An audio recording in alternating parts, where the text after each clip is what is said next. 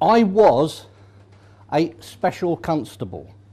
Now, a special constable has all the powers and obligations and authority of a proper policeman or a regular policeman who gets paid, but you don't get paid. You do the same training, and a friend of mine who's a regular officer at Hendon Training School told me that they get better results out of special constables in the exams than they do out of a regular intake, because the special constables do it because they're interested in doing it, not just because it's a job. But the police are there to uphold the law. But there are different kinds of law. There is the common law of England. There is constitutional law, which is supreme law and overrides everything else. And then there is statute law passed by Parliament. And in order to understand what this is all about, you have to understand our constitution and how it developed. Alfred the Great, when he became King of the English, put all of the laws, the best laws and customs from all of the various old kingdoms into one book of law called the Dome. He showed it to his Witan, which was his Parliament, and he asked them if it was good law. And they agreed it was, and it was published as the King's Law and was the first ever book of constitutional law. And it was really quite enlightened, because in it they said that if you are a widow, say you were married to a lord and you were a widow because somebody, you know, he died one way or another, normally your estate would revert back to the Crown, who would reallocate it. And you'd be out and you'd have to find somebody to marry to you. But what normally would happen is the king would find, if you were 25 years old, young nubile widow, the king would find some 60-year-old git who he wanted on his side, and he'd marry you off to him. And Alfred actually put in his book of laws that a widow should not be forced to marry against her wishes. He was nice to you girls, wasn't he? And also, you would keep the estate, and the estate would be run by you, and if you couldn't run it, then they'd appoint somebody to run it for you, but that person would not be answerable to the king, he'd be answerable to you. If you weren't happy, you contacted the king, and the king came and kicked him in the nuts or something, right? So basically, it was very enlightened law. Over the years, this has been repeated. It was repeated in the Charter of Liberties of Henry I in 1190, Magna Carta in 1215, 1628 Petition of Right, and the 1689 Bill of Rights. And basically, it's simply a repeat of the English law, and it's constitutional law, and it can't be repealed, and it is actually supreme law. Police officers, unfortunately, are not trained in constitutional law.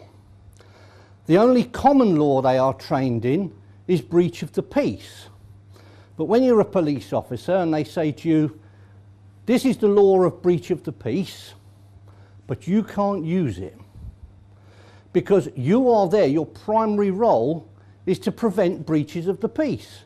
So if you arrest somebody for a breach of the peace, you've actually failed to prevent a breach of the peace, and that's neglect of duty. So if you arrest him for a breach of the peace, you yourself are in trouble. Use the Public Order Act instead. And then, of course, they enforce statute law, and the statute law is stuff like the Road Traffic Act and things like that. Now, a statute law cannot be used to repeal a constitutional law. So when the Bill of Rights says that you cannot suffer any fine or forfeiture unless you have been found guilty of an offence in a court of law, and Tony Blair's government come along and say, if you don't pay the road tax on your car, we will seize it and crush it, the statute is overridden and voided by the constitutional law. However, government are ignoring our constitutional law. That's no reason why police officers should. We have here this thing for the inquiring minds. And on it you have a policeman in the old style uniform with his shirt sleeves out. It's a nice sunny day, wandering around being nice to people and smiling at everybody he meets, patting all the dogs, kissing all the children, and doing the things that the police normally would be known for doing. On the other side, you have a policeman with a fluorescent jacket on, So he's never going to catch anybody committing crime because he's lit up like a Christmas tree, so you're never going to see him. He's never going to get close enough to see you committing crime because you can see him 3 miles away. And he's got CS gas and a big truncheon and everything else on him, which makes him really difficult. And basically you give him a bulletproof vest as well, so what you've got is a paramilitary. And that's what you see on your streets today. Now over here it says, I have to put my glasses on for this because frankly I'm going blind. Corporate employee, revenue collector, and to enforce statutes. Now, that's actually not true. Every police officer in this country is answerable to the law and only to the law. His sergeant and his chief constable are merely administrative ranks in the police service and have nothing whatsoever to do with the enforcement of law. They get that right by the virtue of the fact that they hold the ancient and honourable office of constable. And all constables are the same. There's no difference. Every one of them has exactly the same authority. It doesn't matter if you're a chief constable with 35 years experience or a brand new trainee who's just done his 6 months training in the police college and it's your first day on the street. You all have exactly the same powers, exactly the same rights, exactly the same obligations. And your obligations, i.e. the duties of a constable, are very simple. I like simple. Simple is easy. The preservation of life, the protection of property, the detecting of offences, and the putting before the courts of offenders. That is the description of a police officer. That is his job description. Nothing else. That is his job description. Now, a few years back, they brought out this silly system. They did it when I was policing, and it came as a points system. If you gave out a fixed penalty ticket which was endorsable, you were awarded 3 points. If you caught a rapist who'd raped a dozen women, you were awarded 3 points.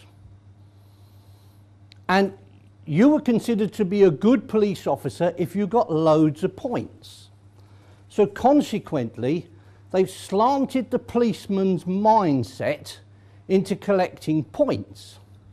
Now, frankly, there aren't many multiple rapists out there. But there are lots of cars.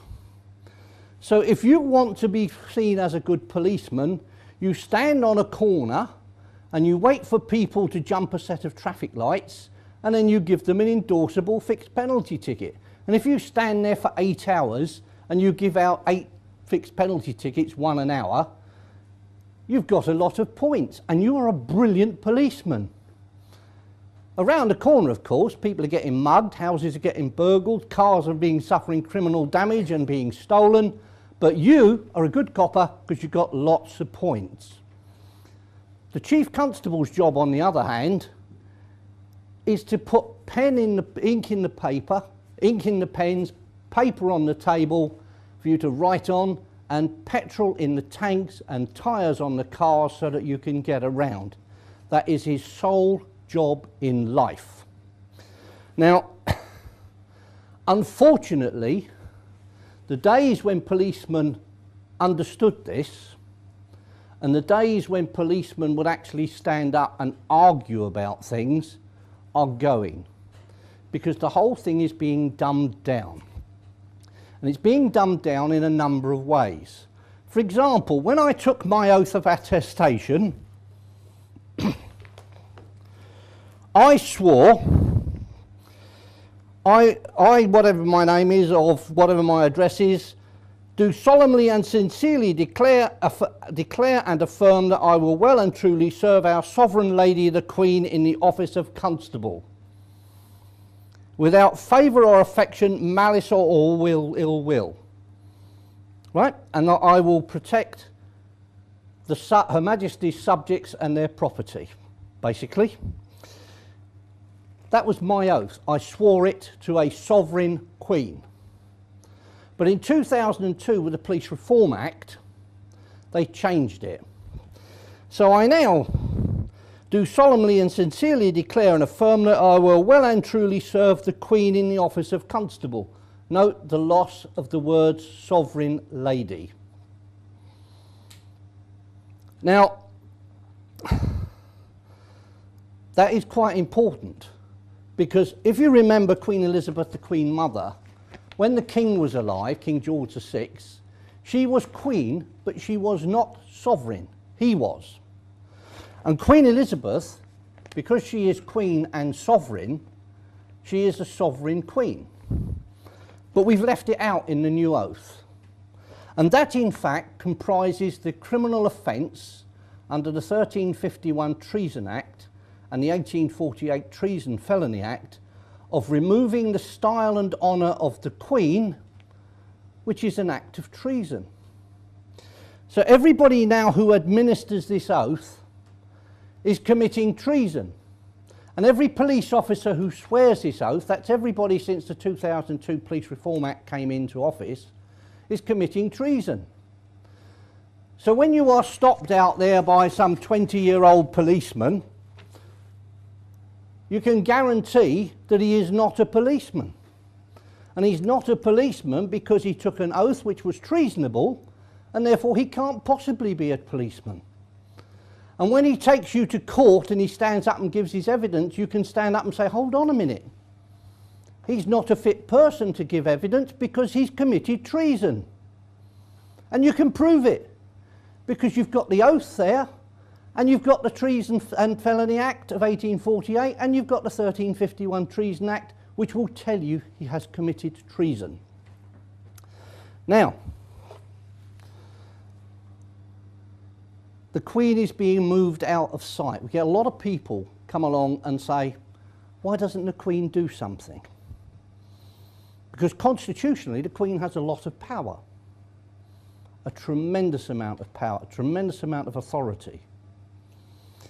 But what's happened is in 1911, the Asquith government, one of their ministers told King George V when he came to the throne, you keep all of your prerogatives, but you can't use any of them unless you have the backing of a government minister.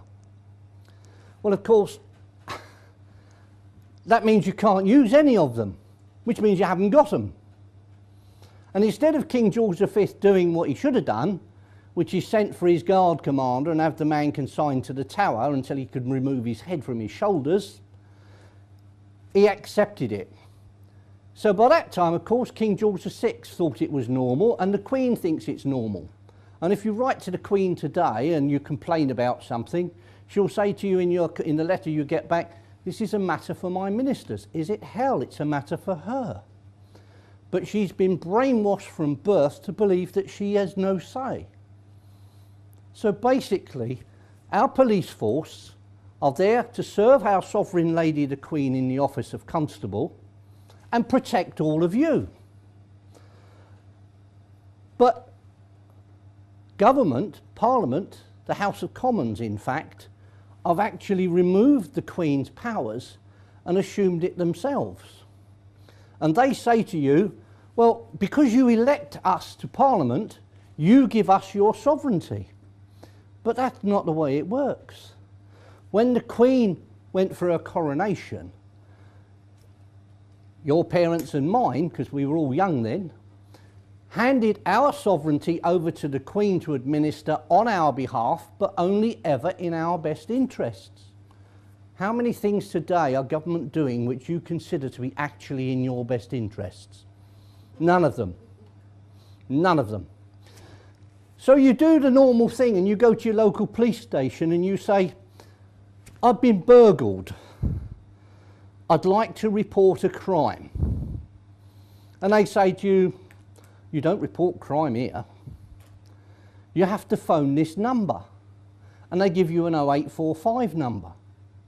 Which means, in fact, not only have you been burgled and lost all of your best worldly belongings, but you've actually got to pay for the privilege of reporting it to a policeman. Not only that, when nothing happens and you go down and you say, why aren't you investigating my burglary? they will say to, we don't have to. You say, what do you mean you don't have to? You're a policeman, I've been burgled, I'm a victim, it's your job to find out who did it and put them before the courts. And they say, no, we don't have to do that. We get to decide which crimes we investigate and which crimes we don't. And I, in one of my letters to the Commissioner of Metropolitan Police, when he said that to me, I wrote back and I said, look, that's complete rubbish. You couldn't possibly find a body floating down the river with no hands and no head and decide because of and gunshot wounds to his body, and find that because of the fact that he would be difficult to identify and therefore it's costly to identify him, and if you can't identify him, it's going to be more difficult and more expensive to catch who did it, that you aren't going to bother trying. And just to rub it in, the Almighty, who I'm told is a friend of mine, provided a body minus its head and its hands a week later, but with stab wounds, not gunshot wounds to its body, scattered all over the country. And lo and behold, the police investigated it and made an arrest. Now, our job as members of the public is to remind the police that they work for us.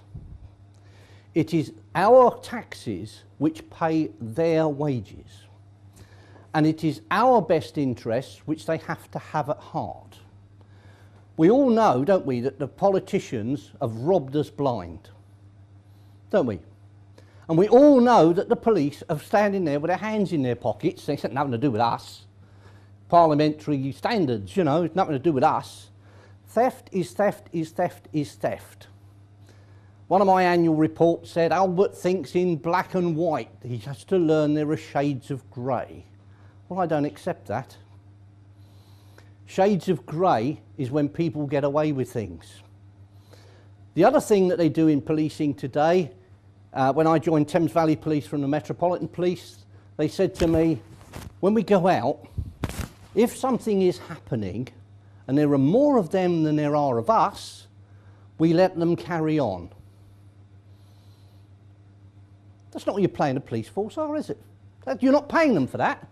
You don't want your police force to go out and get killed. You don't want it. I'll guarantee you, nobody in this room wants to go out and see policemen getting killed. But if a gang of blokes have dragged this lady here into a churchyard and a gang raping her, you expect that police officer to get killed trying to save her if that's what it takes, don't you? You expect it. It's part of the job. It's part and parcel of the job. So you have to make your police force do their job. How do you do that? How do you do it? Well, what you do is you look at the police force and you say, I'm a victim of a crime. I report that crime. And the first thing the police force will say to you today is, we'll give you a crime reference number. And you say, I don't want a crime reference number, I want a crime book number. Because unless there's a crime book number on it, it's not a crime. It doesn't appear in the statistics. So if you've got 100 burglaries in a particular area and they give out 3 crime book numbers, as far as the statistic is concerned, you've only had 3 burglaries. The other 97 forget about, because nobody's ever going to look at them. When I was policing, if I went to a burglary, I would go and I'd see the victim and do all the necessary with the victim. I would then go and knock on every door on both sides of the street. Did you see anything? If they'd come in through the back garden, I'd walk round the block and I'd go and knock on every door that overlooked the back gardens. I never once went out and did that and did not find somebody who could give me a description of somebody they didn't like the look of. I never did. Today, you report a burglary, you don't even see a policeman. They take it over the phone, for which you are paying. And you might get a crime record number and you might get a crime book number. That depends upon how kind they are feeling that particular day. you must insist on getting a crime book number. And if you don't get a crime book number, you find out who's not giving you the crime book number, and you put a report into them for about them for a neglect of duty. It's easy. That then, in fact, goes to the complaints department. But when you fill in the form, the inspector will say to you, are you prepared to accept a local resolution? The answer is absolutely not on your life. Because if you say yes, the policeman will come along and say, I'm sorry you're not happy with what I'm doing. Goodbye, and that's the end of the subject. But if in fact you say no, they have to then hold a completely open and above board inquiry into that man's conduct. They should come along and interview you. They don't always, they should, but that in itself is a neglect of duty if they don't.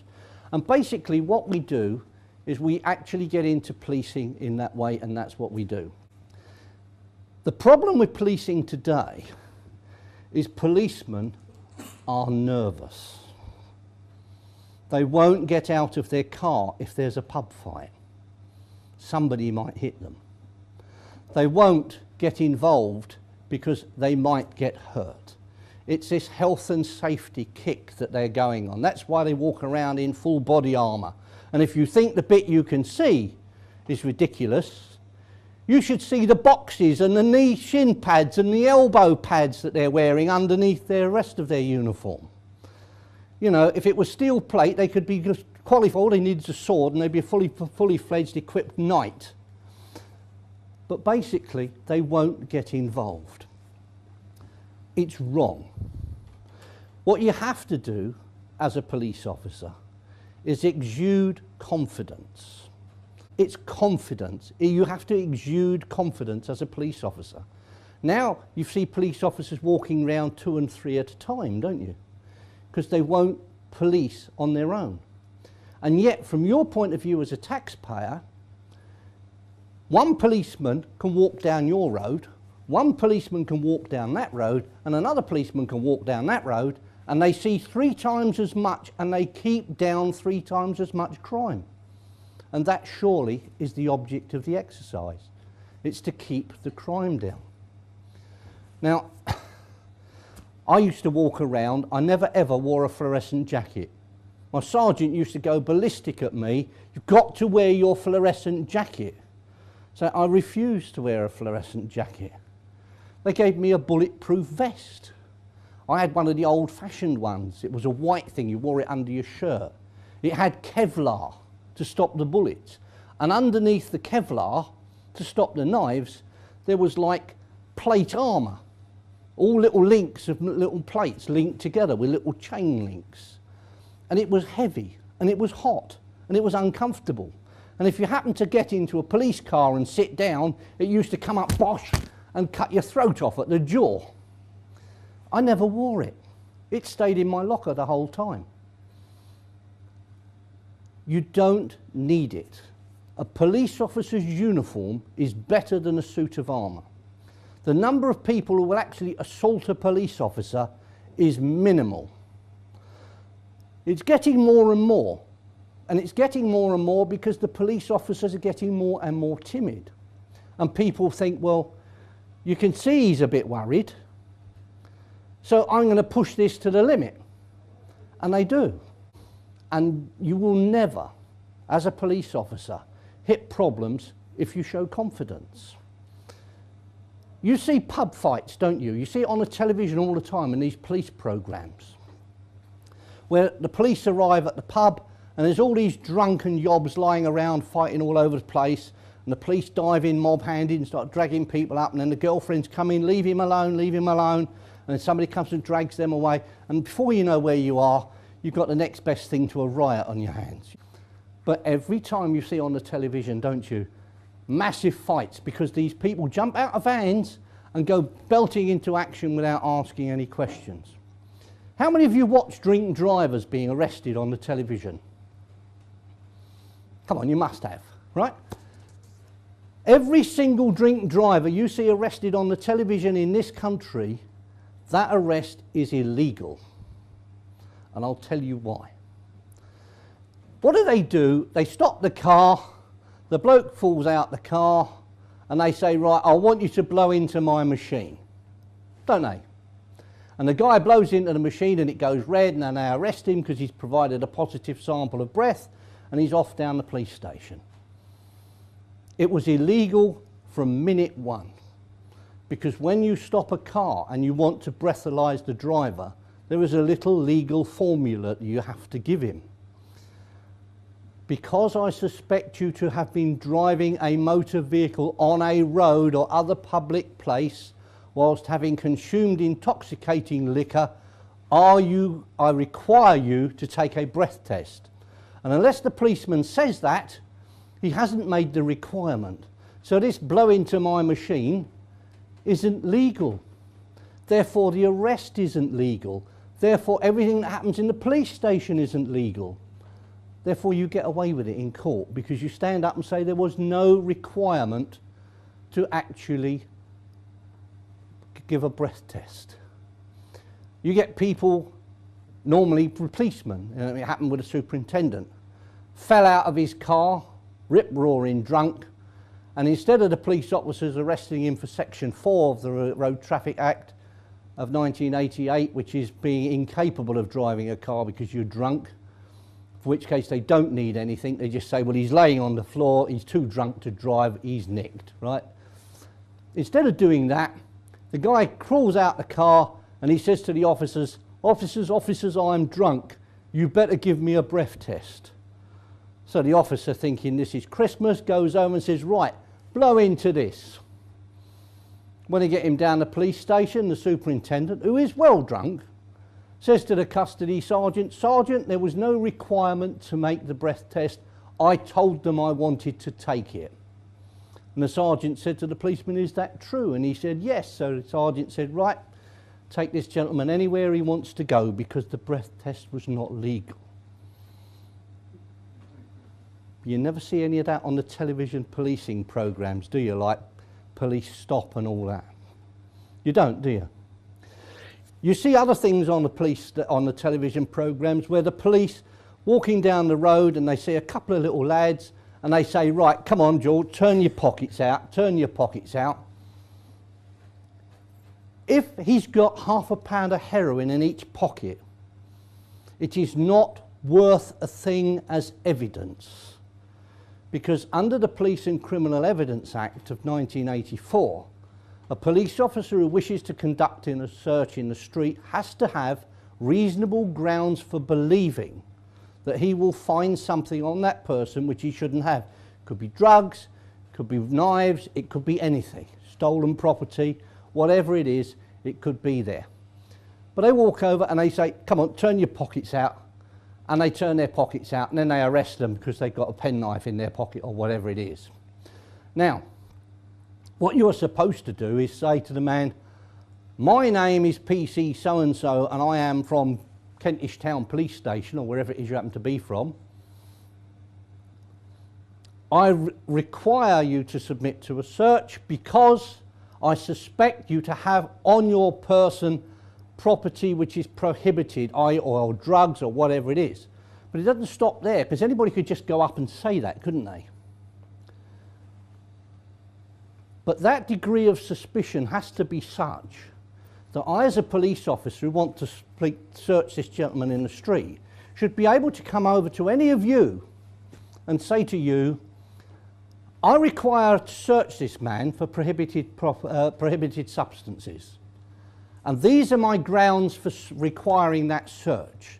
Do you think those grounds are adequate to search him? And if you say no, then I have no grounds to commit that search. If you say yes, then I can search him. So every time I submitted somebody to a search in the street, obviously I didn't go up to the local passerby and say, I want to search this guy and whatever, but I asked myself the question, are my grounds for doing this reasonable, and would a reasonable member of the public think they are reasonable? Yeah? And so whenever you find that, and you also have to tell them they are entitled to a copy of the record of search anytime they want it, if they apply to my police station within 12 months of the date of the search. You've never seen a policeman say anything like that on the television, have you? Never. The whole thing is illegal. And our police officers are breaking the law regularly.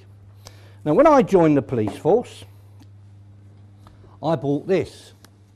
Can't get these anymore. They're not issued anymore. This is Moriarty's police law. Moriarty's police law was written by a couple of retired chief constables and some lawyers. And it goes into great detail of the law. Now, I was watching a superintendent from Birmingham on the television one night, and he was moaning like the clappers about the boy racers tearing up the middle of Birmingham at night. And he was saying, we need more powers to deal with this.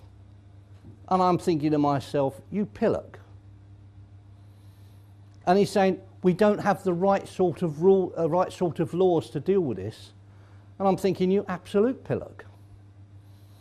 Because the 1847 Town Police Clauses Act, 1848 Town Police Clauses Act, Section 28, says quite clearly that a constable or any person can arrest without warrant anybody driving or riding furiously to the danger or annoyance of the public. Simple. But there's no bail. You take them back to the police station and they remain in the cells until you can take them to a magistrate. If you deal with it under the Road Traffic Act, you stop him and you give him a £60 or an £80 fixed penalty ticket.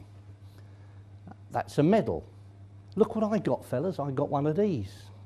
That's a medal. How much less of a medal is it to be banged up in a police cell all weekend until you can be taken before a magistrate? 1848 Town Police Clauses Act is still the law of England. And the reason it is the law of England, government want to get rid of it. But they can't get rid of any law which says a constable or any person. Because they can't remove your right to make a citizen's arrest. Because the common law of England, the constitutional law of England, enshrines that right in you for all time. They can't do it. So basically, what's happening is we've got an old style set of laws which work very, very well, and a new style set of laws which are illegal, i.e. the crushing of your motor car. Parking tickets. Who's had a parking ticket? Yeah? Fantastic. Half the people in the room have had a parking ticket. It's illegal. When I joined the police force, I had to give out parking tickets as part of your training. I gave out the one I had to do for my training. I never gave out another one since, because as I say, I'm not a traffic policeman. I didn't see my life was here to actually annoy the motorists. I was a thief taker. I was a special constable, but I was a home beat officer. I worked in conjunction with a regular policeman who did the days. I did the nights on the main red light district in London. I was a principal officer at 3 murders. With one of those murders, a man had burnt his wife to death. I actually arrested the principal suspect. I had a lady on my beat. She had multiple sclerosis. One of the effects it had, apart from putting her in a wheelchair, was the fact it made her voice very low. She couldn't talk very effectively. You had to actually bend right down and put your ear right next to her mouth before you could hear what she was saying. She had a very yappy Scotty Terrier. And her husband went around for weeks beforehand because he had a drink problem, she had the money, and she told the bank they were only to give him £20 a day. And he went around telling everybody for weeks, I'm going to burn my wife to death. Now, I was the first officer at the scene. I went into the house, which had flames coming 40 foot out of the roof. I saw the fire brigade try to get into the room that she was in. They couldn't. The door was locked. There was no key in the lock. She's wheelchair bound and in the far corner of the room. She didn't have the key. The fireman had to go out and get a short ladder and use it as a battering ram to break the door down. I went into the room with the fire brigade. They were squirting their hoses. I saw her, not very pretty sight, having fallen through the burnt rubber of her wheelchair, and she was there. At which point the home beat officer came up to me and said to me, Albert, Rosemary Ford her name was, very brilliant home beat officer. She said to me, go to the end of the road, you'll see a blue Ford Escort coming up the road, find out who's in it. If it's her husband, arrest him on suspicion of murder. Right down the road, 5 minutes later, up comes a blue Ford Escort, 2 blokes in it. One of them was her husband. Right, you're coming with me, old son, you're mine. I then let them know that I've got him. I want transport to come and collect him. While we're there, he's crying, my wife, my wife, my wife. Not a tear in sight. Now, I know my wife actually drives me crazy on occasions. And we would, all of us fellas, wouldn't we, like to throttle them on occasions? Wouldn't that feel good? Yeah? But I love her to pieces, and if she was burnt to death, I would be devastated. Absolutely devastated, and believe me, there would be tears. Don't tell her I said that, I shall deny it. All right? But there would be. And there were no tears. And so 2 detectives come along, so I've done what they call de-arresting him, and then they have re-arrested him. And then I've gone back to the house. And several people came up to me and said, officer, we'd like to tell you that this man told us personally that he was going to burn his wife to death. And I've collected all their names and phone numbers and their addresses on a piece of paper. And I saw the inspector, and the inspector said to me, because the little dog was dead, he said, I've arranged for the council to come and take the dog. And I said, no, we don't want that. We want the dog to be posted, surely. We want to find out why the dog died. She was in the living room, that side of the house. The dog was in the bedroom, that side of the house. The dog was dead. There's very little smoke damage in the bedroom.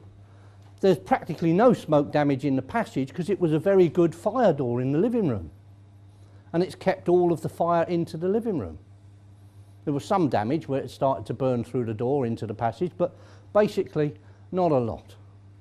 The inspector said, no, I've arranged for the council to come and collect it. I said, no, we don't want to do that. We want a post-mortem on that dog. We want to find why it died. It's a very yappy little dog. Why didn't it notify everybody within a 5-mile radius by its barking that something was drastically wrong? He said, give it to the council, that's an order. So the council came and took the dog away. And I said to him, right, when I get back down the police station, I've completed my pocketbook entries here. I'll get down to the police station, I will do an incident report book and a 991 statement. And he said, I don't want anything from you on paper. I don't want anything from you at all on paper. So I went back down to the police station anyway, and I filled out my incident report book, and I did my 991 statement. And I said, here they are. And he said, I don't want them. Throw them away. I don't want them. So I put them in my locker. 10 months later, it went to court. 2 detectives stood up in court. One of them stood up in court, and he said, on date, time and place, I was on duty in full uniform when I saw a man I now know as, and I arrested him, and the man was freaking out in the dock, and he's saying, you lying bastard, it wasn't you. It was some special constable called Albert that arrested me. And the judge grabs for the papers, and where am I? I'm not there. So I get sent down a statement form to fill in. On date, time and place, I was on duty in full uniform. I attended the scene of a fire. I saw some people, but I have no further recollection of what happened. Sign here, please. I ripped it up. I went to my locker. I produced a photocopy of my pocketbook. I produced an incident report book written at the time, or shortly after the time, and a 991 statement written shortly after the time. Here's my evidence. The man was not convicted of murder. Why wasn't he convicted of murder? Two reasons. Firstly, because they left me out of the case. And yet, anybody with more than half a brain would know I was essential to the case. I'm the first officer there. I've gone into the building with the fire brigade. I have seen them break through the door. I have gone down the road at the request of the local home beat officer, and I have arrested the main suspect. I have to be in the case. But I wasn't. Why? Because of an idiot inspector. And that is what happens. The fire brigade forensic people said they couldn't produce evidence of arson. The Metropolitan Police forensic people said they could. So the Crown Prosecution Service said, because of the disparity between the two forensic services and because of the fact this special constable was written out of the case when he shouldn't have been, we're going to drop the case. The man got what he wanted. He'd killed his wife. He's not been found guilty of her murder, so he inherits all of her money. The only thing I hope is he drunk himself to death in short order. Right, I think that's about it, really. How are we doing?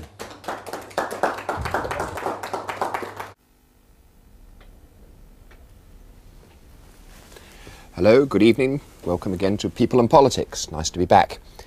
As you might imagine, it's the Common Market referendum that's brought us back. And this week and next, I want to consider two fundamental issues with some of our most distinguished parliamentarians. Tonight we begin with the question of sovereignty.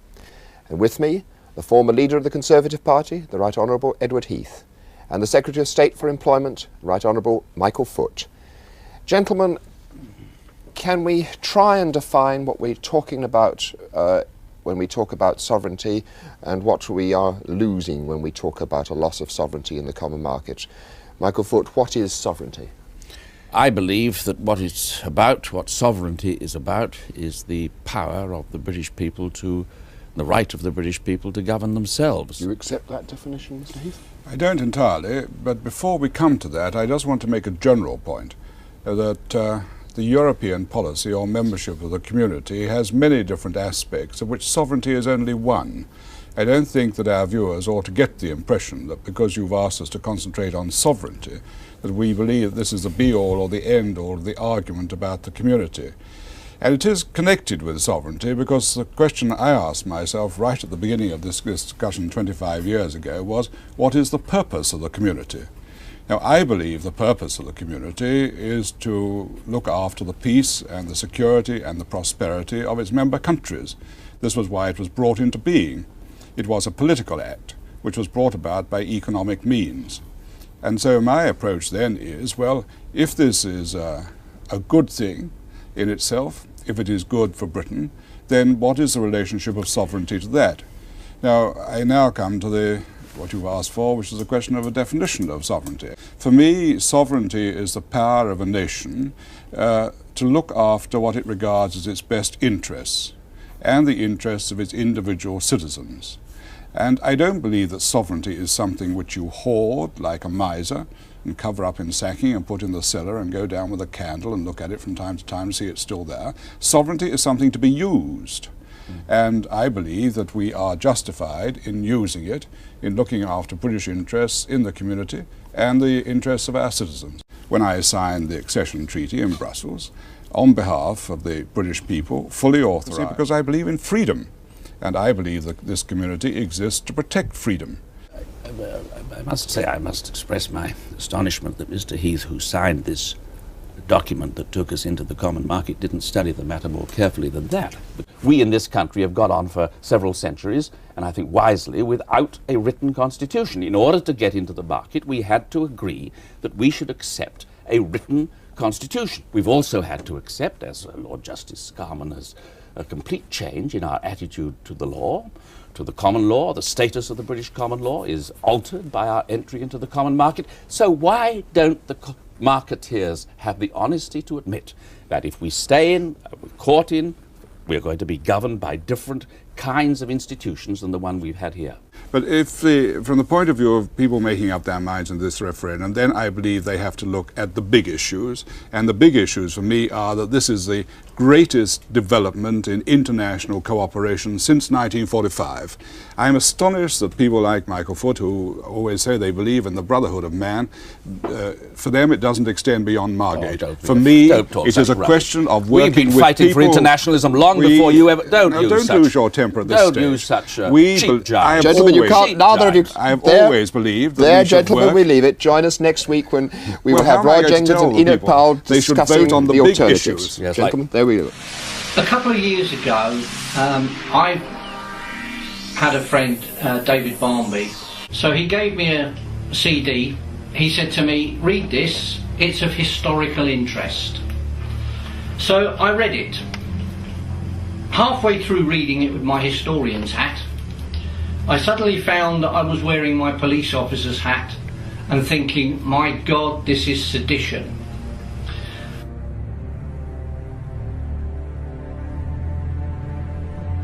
I was looking at a set of documents produced by the Heath government in the Heath era and at Heath's instigation, which evidenced the fact to me as a police officer that Heath in fact had set up a conspiracy, and the object of that conspiracy was to subvert the constitution of this country, the crime at common law of sedition, and to hand this country over to a foreign power, the EEC, the crime at common law of treason.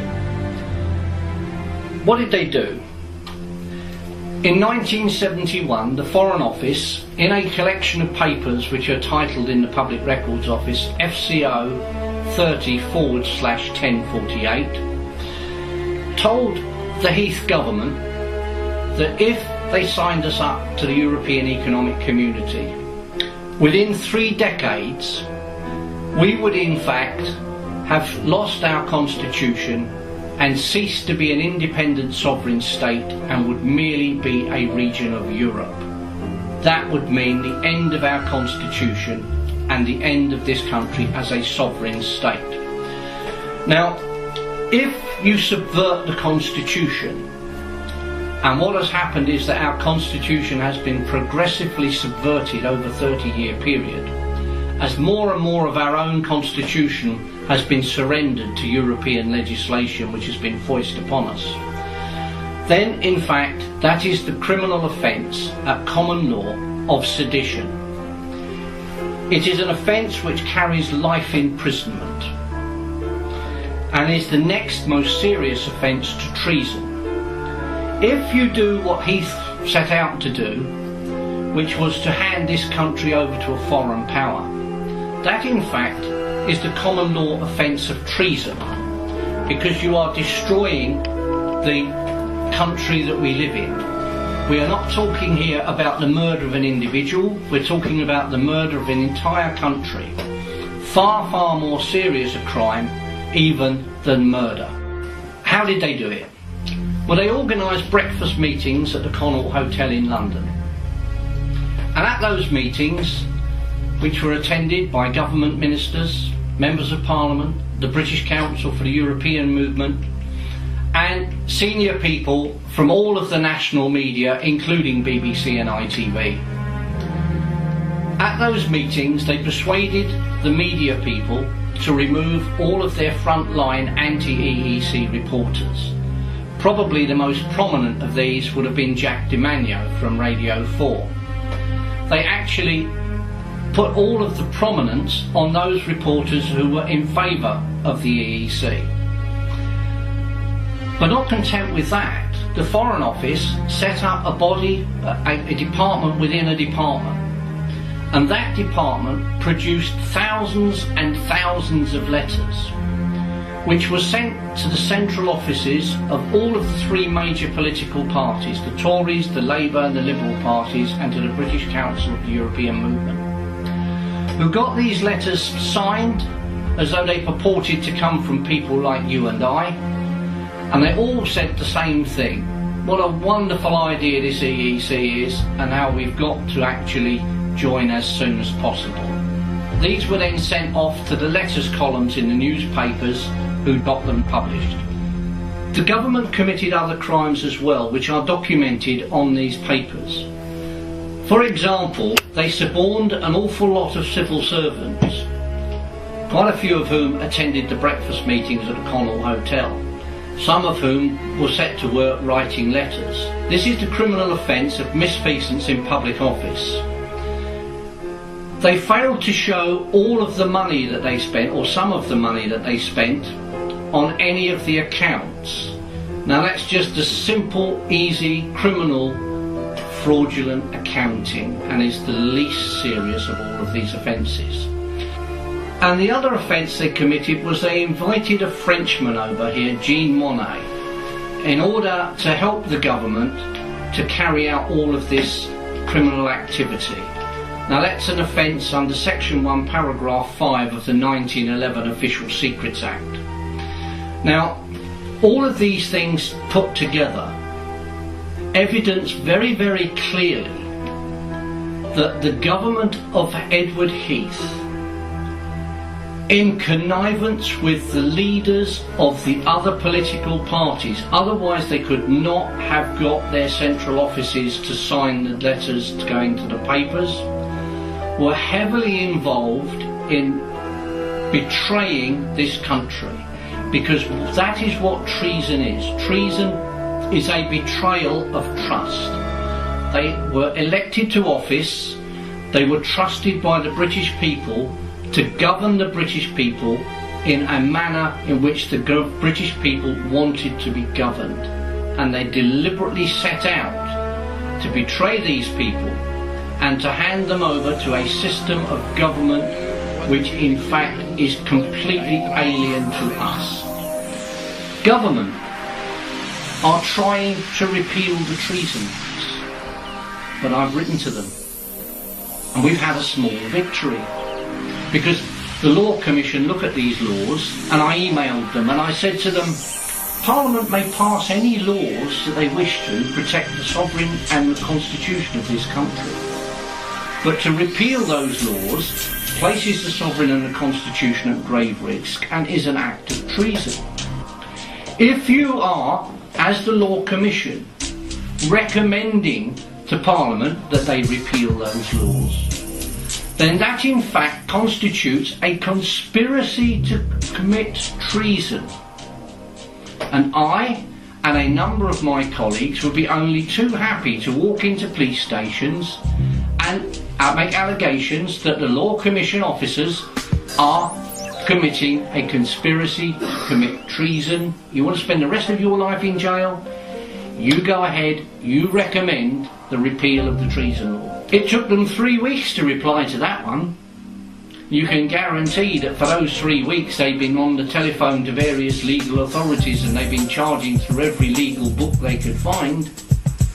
And then they came back and they said, we have no plans in the near future to look at the treason laws. I'm English, free-born. I was born with rights. I was born with freedoms.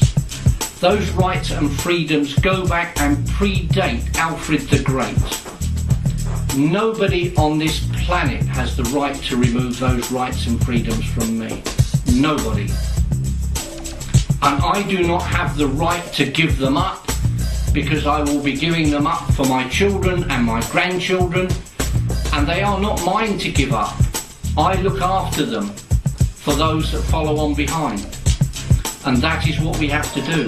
We have to look after this country. We have to get it back, and we have to make sure that it operates for those that we leave behind. What kind of things are you that live on papers? White papers that you say apply to me. Reams of rules constructed for protection. Protection for yourself, but not for me. It'll hide behind your walls of bureaucracy. I find that you're nothing to